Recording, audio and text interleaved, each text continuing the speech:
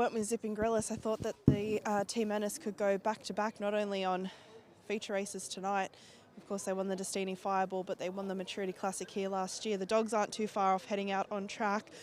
We'll try and catch up with, might head in and have a quick chat to Brooke on how Zipping Grillis is doing. And Brooke, we know that he can do it both ways. He can be strong, he can be smart out of the boxes. What are we expecting from him tonight based on the box draw and how the race maps on paper?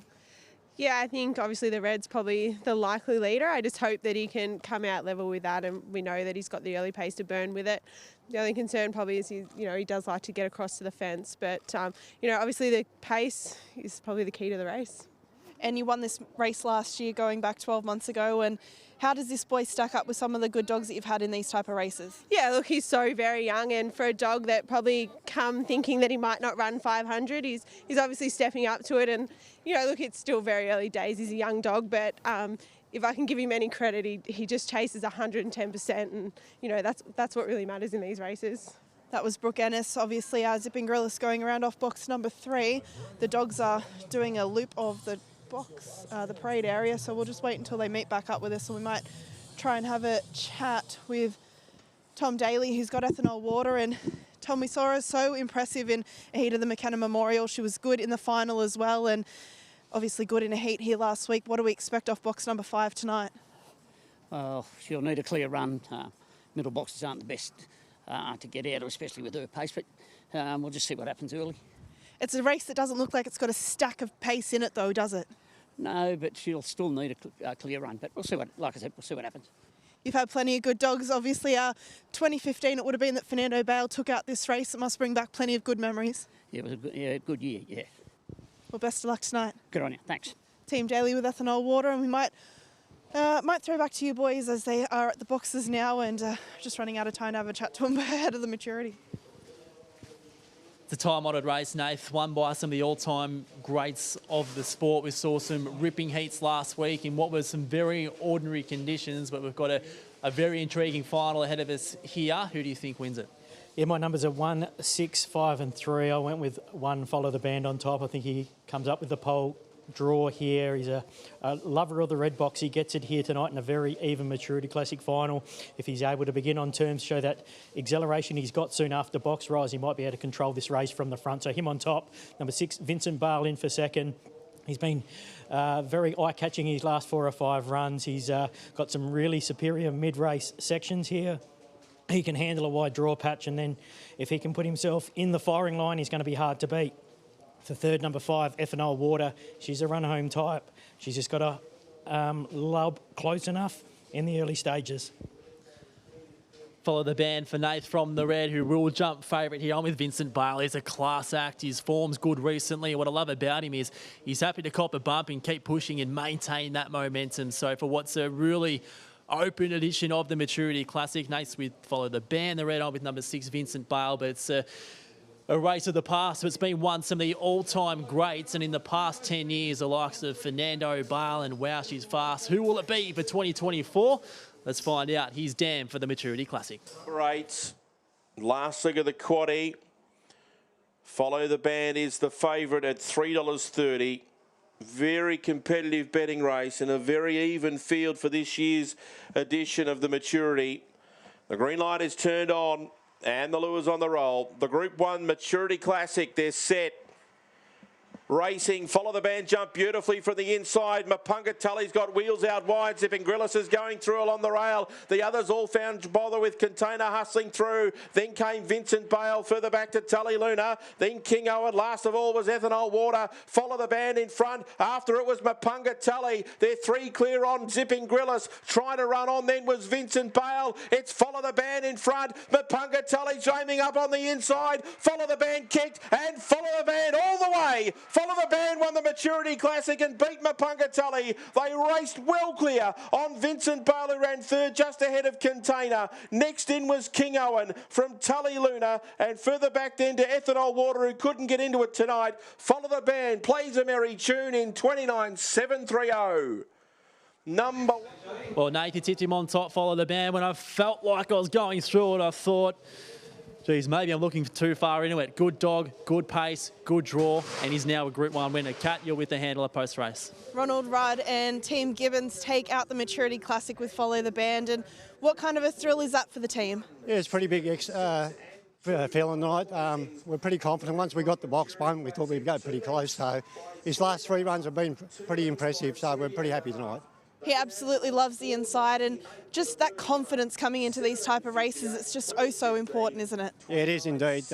Especially like he missed the start just a fraction last week and drove through, but tonight he really pinged the lids tonight, so we're really happy. His last 3 runs, as I said, he's been really good out in front. His Bendigo win 2 starts ago was super up there, so we're really pleased we are.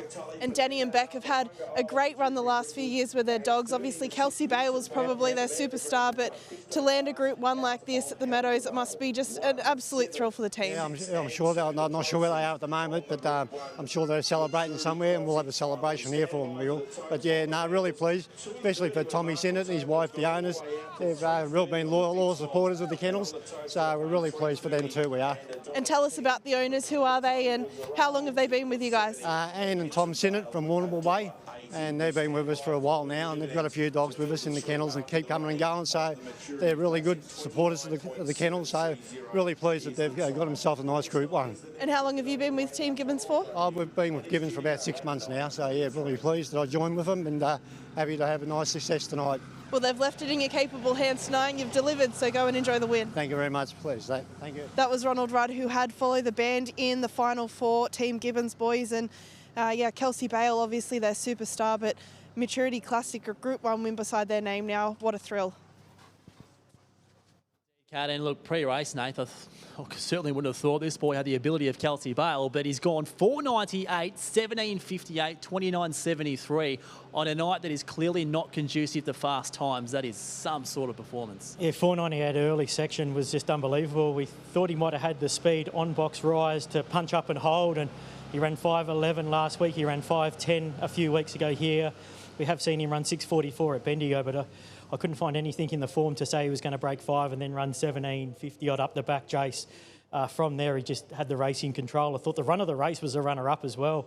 Mapunga Tully, she was going head and head with him through them first 2 sections, and she got a little bit tired in the run home, but she's only a greyhound having her 13th start, and she showed her true capability here tonight. She was very brave in defeat, but full credit to the Gibbons kennel. Follow the Band, come up with the cherry draw in the heat, same in the final, and geez, he made the most of it. He's a Group 1 winner now, winning the Maturity Classic final. He's now won 6 of his 10 starts at the Meadows. He's a classy operator, and speaking about breeding, a couple of times tonight, Nath, by Bernardo, so his career as a sire steamrolls again. Yeah, he's a greyhound that seems to throw a little bit of X factor and high speed into his greyhounds, and Follow the Band certainly put that on display here tonight with the first 2 sections. As we touched on earlier in the night, he's a stud dog that's certainly in the limelight at the moment. It took a long time for him to get there. He didn't have a great deal of litters through the first few years at stud, but I think Robbie Bean put him on the map with his litter, Jace, and then from there people have somewhat got on the Bernardo bandwagon, and he's gone strength to strength going forward, and he brought up another Group 1 winner here with Follow the Band in the Classic final tonight. He's capitalised on another good draw, and we spoke earlier about greyhounds in this series who penny might drop, they might just turn a corner and go on to be very, very good sprinters. Do you think the numbers that he's put on the board is something that could be the norm for him post this series? Well, it'll be interesting to see him do it from a box that doesn't have a number 1 next to it. He's 4 from 4 now off the inside draw.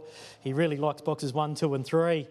If he can produce them sectionals and that speed from middle to wide draws going forward, you know, the sky's the limit for him. He's put the time on the board, and we've seen in the first 7 races there hasn't been a track conducive to fast time. So he's certainly produced here tonight, and, you know, he's a greyhound that's only having his 37th start at win number 13. He's put 4 on the trot on the board now, so he's really starting to come into his own, and it'll be interesting to see how he handles a different box draw against some more higher quality opposition in free-for-all company and the likes going forward. But you can't take nothing away from that win. That was a breathtaking performance. For sure, and like we spoke about with in the hub, it's probably a natural progression that we'll see this boy at Sandown in a couple of weeks' time? Yeah, well, I think so. You know, Danny Gibbons has really nestled himself here with the greyhound out in the meadows quite often. He's been to Bendigo.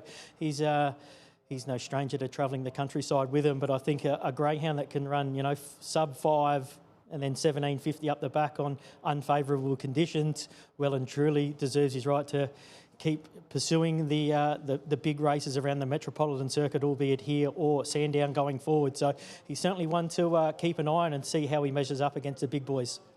And highlighting the time as well, and we've spoken all night about it, it's not exactly a vintage edition of the race, but it's been won via a sensational performance. So although the field wasn't the deepest we've seen, the performance was, and his name going on the honour roll beside a time that says 29.73 will not be out of place. No, he's certainly going to measure up, and yeah, as we've talked about, it most probably wasn't the breathtaking, you know, runners and winners that we've seen through the past maturity series over the last 10 to 15 years, but the time measures up, the sectionals measure up, and even the runner-up Mapunga Tully, as we touched on, her run at start number 13 would certainly put her name in much higher conversations going forward. A greyhound who only recently was running around Warrnambool in a Grade 5 bitches only race, you know, on a Thursday night, is now a runner-up in a Group 1 race only 3 or 4 weeks later. So it's not what it looked like on paper, it's what comes out of here going forward, and it always produces high-quality greyhounds, and there's 2 already that we can see just on face value that are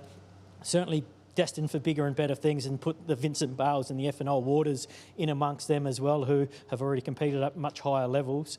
I still think it's a good edition of the Maturity Classic tonight. There's the crew, big smiles, enjoying what's been a big winner. Follow the band in the 2024 Maturity Classic. And back on Mapunga Tully, just having her 13th start, she was the least experienced greyhound in this field. However, she's of the same age as what Follow the Band is. So she's got a bit to go from an experience point of view. But for her, who's only recently out of Grade 5, even not long before that restricted wing grade, how beneficial is it to go through a series like this? Because the pressure is different to what she's been up against prior. Yeah, it's certainly going to be beneficial for her, but I just think it's, you know, a really good training effort by Jeff Britton. You know, she started off not that long ago at Bendigo, and she's really taken massive steps of progression going forward. She's done a satisfactory trial recently at Geelong in 22.3, so pretty sharp. She already knows that she's got plenty of ability. I was really taken by the way she handled herself off a wide draw in a high-quality event here tonight. She was right on the hammer of the leaders, and she was quite good. Top win by Follow the Band. As we mentioned, the time's been awesome. And Kat Ernst is with the boys who seem to be owners post-race with big grins on their face. Thanks, boys. Tom and Brian Sinnott have just won the Group 1 Maturity Classic with Follow the Band. And Tom, talk us through the run in your eyes. How exciting was it? It was great. I knew he had to come out of the box. I thought he'd have to win 29.80 to win it. He's run 29.73, I think, is it?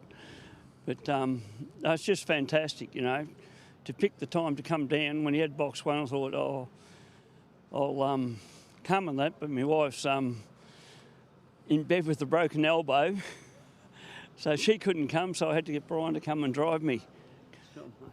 I'm not real good at seeing at night.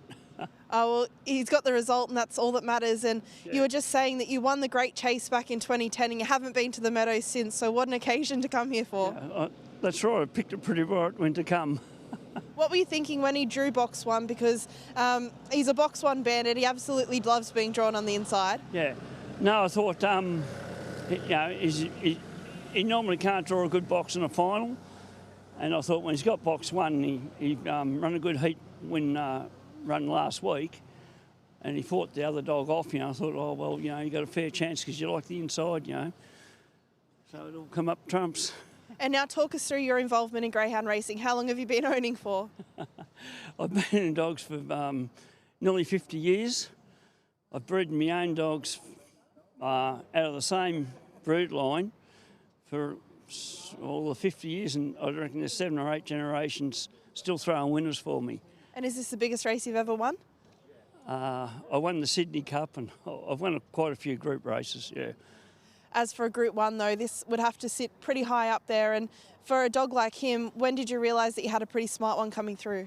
Well, as I said there before, he wasn't the quickest when we broke him in. I think his sister injured a hock, and the other brother's in race 11. When I was breaking him in, he was the quickest. So Daniel and Rebecca have done a great job with him, you know. And how long have you been with Team Gibbons for? Because they've been absolutely flying on the racetrack the last couple of years. You must be so proud of what they've done with the team.